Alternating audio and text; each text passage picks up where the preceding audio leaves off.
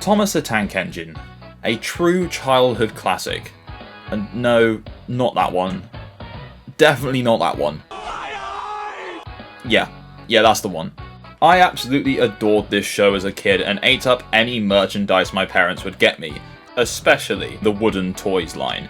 Anyway, I was suddenly feeling nostalgic for one game from this series that I will talk about shortly, but then I started to do some research and realised how many video games there are for this franchise. So here we are in this video about talking train video games. And seeing as you're here, you may as well subscribe for more games on talking vehicles. No, seriously, subscribe.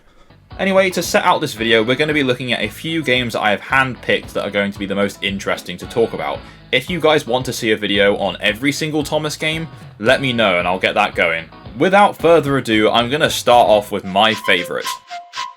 To play Railway Adventures, first attach the playset to your keyboard. This Thomas controller is unironically one of the greatest gaming peripherals of all time. I mean, look at it. It's so brilliant and so cursed all at the same time. This is Railway Adventures, a PC game developed by Mind's Eye Productions. This released in 2001, and the game of course came with the disc and that chunky controller. However, on a side note, if you don't want to buy this, you can just play with the keyboard. So, the tutorial and the minigames pretty much all take place from a third-person, sometimes top-down perspective, but the thing that really captivated me in this game when I was a kid was being able to be stood in the back of Thomas in a first-person perspective, driving the train.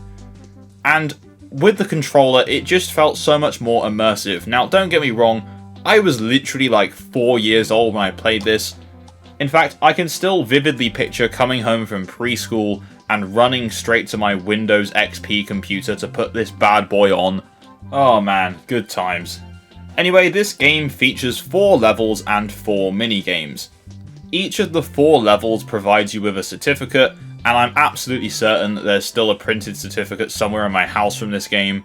Then you can discover the minigames by exploring the island in the previously mentioned first-person sections. Now, it's been very hard to find any critic reviews of this game, and really much talk about it online at all, but from what I can see, the general consensus is this was a pretty cool game, especially back when it came out, and there are people like me who are nostalgic for it.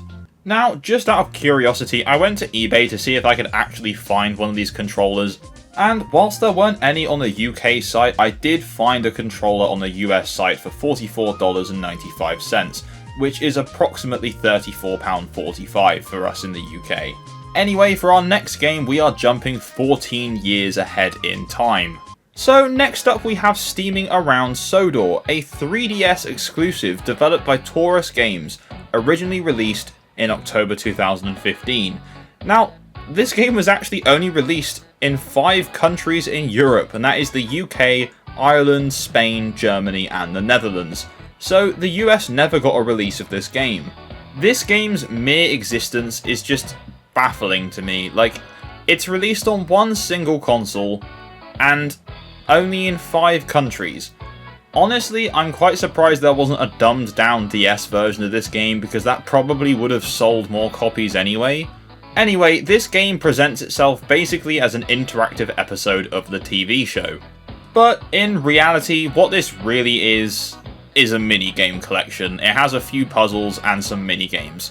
It's designed to be a bit educational, with games designed to build logic, memory, and problem-solving skills, I quote here. It has 3 levels of difficulty to suit all ages, although I'm sure it's not challenging for anyone probably above the age of about 8, so make of that what you will. Anyway, this game does have a Metacritic page, but due to the lack of reviews, there's no official meta score. However, the one review gave it a 30 out of 100, and there's one user review giving it a 1 out of 10. Now, this game does present itself as an interactive TV episode, but it does not actually feature cutscenes to tell this story. It's just a bunch of still images with some fairly decent narration. Overall, the minigames are just boring, and you can find better versions of them in other minigame collections. And really, this game is just quite soulless. Now, one thing I was worried about when I started looking into this game was because of its lack of availability in multiple countries, I had this weird feeling that this was going to be like one of those really bad games that for some reason is worth a lot of money, but thankfully, as per price charting, for a complete copy of this game, you're looking at about £7.80, and for it brand new, you're looking at about £20, and that's nearly 10 years later, so that's a relief. Okay, so we're actually sticking with the 3DS for this, but for a much more niche game. This is a game known as Japanese Railroad Thomas the Tank Engine Let's Ride on the Oyagawa Railway. This game is actually part of a series that in the West we call the Japanese Rail Sim 3D series. The game allows you to simulate driving different engines that were active on the Oyagawa Railway, but also featured a special mode to take control of Thomas and his friends on the same railway to simulate the Days Out with Thomas experiences. It also features some puzzles and a character quiz. This released in 2016 in Japan, and eventually got ported outside of Japan in December 2017. Unfortunately though, the Thomas content is locked behind the Japanese version. This never reached audiences outside of Japan. This was most likely due to licensing issues with the Thomas franchise outside of Japan, which really is a shame, but I suppose it does make sense. Anyway, this is a pretty cool and harmless game, which for me was a nice reminder of my time on the Day Out with Thomas events I used to go to as a kid. There isn't really much else to say about this game, so let's just move on. So next up we have Right on Time, which is a TV plug and play video game released by Jax Pacific and developed by HotGen in 2006. I've actually chosen this one again just because of the peripheral that actually plugs in. I just think it's goofy as hell. Not quite as cursed looking as the Railway Adventures controller, but it's up there. Anyway, Thomas's funnel acts as the joystick to control the trains, which I just think is fantastic. Anyway, this game has you partaking in various jobs around the island. A lot of them are things you would expect, like taking passengers from one station to another, shunting trucks, delivering cargo, and so on and so forth. The game looks and plays very similarly to the Sega Genesis or Mega Drive game, the Adventure series.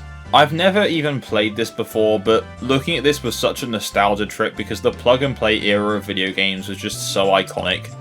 Now again, I took to eBay to see if I could find one of these for shipping in the UK, but unfortunately they're all in America. However, they aren't very expensive. You're looking around $18 to $25, which is about £17-ish. Some of them do actually ship to the UK, but the shipping is obviously quite expensive. This game does actually feature quite a cool unlock system. By completing jobs, you unlock useful tickets, which you pick up and can be used to collect tokens for unlocking other engines. You can also get some power-ups, including speed-ups and freezing time. Anyway, there's not really much else to say about this game. It looks a lot older than it actually is, probably because it feels like the Sega Genesis era game, but it came out like over 10 years later.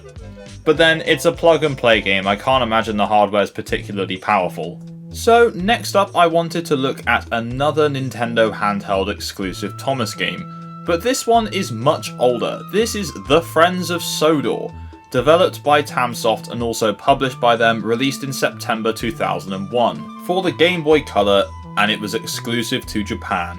As someone who's grown up in England seeing Thomas as this, well, as it is an English brand, I find it so fascinating that he's so big in Japan. I mean, it's amazing, it's great, but I just find it so strange. Anyway, just listen to this beautiful 8-bit version of the Thomas theme song.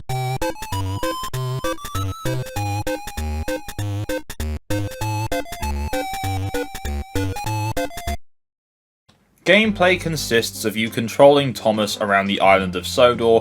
You have to place bits of track that should fit in, and eventually you'll meet characters that will give you mini-games or tasks. Again, it's quite similar to the Genesis or Mega Drive Adventure series game, or the plug and play one we've looked at. As you can probably see from the gameplay above, some of the faces do look a little bit cursed, and that's just because of the colour palette on the Game Boy Color. Thomas, Edward, and Gordon's faces are all coloured blue, while Henry and Percy's faces are green and Diesel's is black. But really, this doesn't ruin the game at all. I think this game is absolutely charming. The graphics are really colourful and, although simple, look really nice. The soundtrack, well, the 8-bit version of the Thomas soundtrack is incredible. I love it so much. The gameplay itself is nothing special really, but the aesthetic and charm of this game kind of overrule that anyway. So, there we go. You can actually pick up just the cartridge of this game off of eBay for about £35, or the game with its box for about £45. Honestly, I'm actually really tempted just to add this to my collection to display on the shelf. The box art looks really nice. Now for a bonus section to the video. This is another Thomas the Tank Engine game, but sadly this never actually got released. This is a Thomas game that was in development for the original PlayStation in 1999, and was being developed by Runecraft. Sadly, all that exists of this game are just a few screenshots of what appears to be some test demos and then a few designs. The lead artist for this game was called David Tolley, and in 2019 he recovered these from an old hard drive. According to him, the game never really got very far, and as I said, was just a few test demos that was showing the graphics moving about. It's a shame that this game ended up getting cancelled rather than released, because by the looks of just the screenshots there, it does actually look quite cool. Anyway, that's all I have time for today, so if you enjoyed this video, please leave a like, subscribe, and tap the bell for notifications of future uploads. What do you guys think of Thomas the Tank Engine video games? Have you played any? Do you have a favourite? I'd love to know in the comments down below.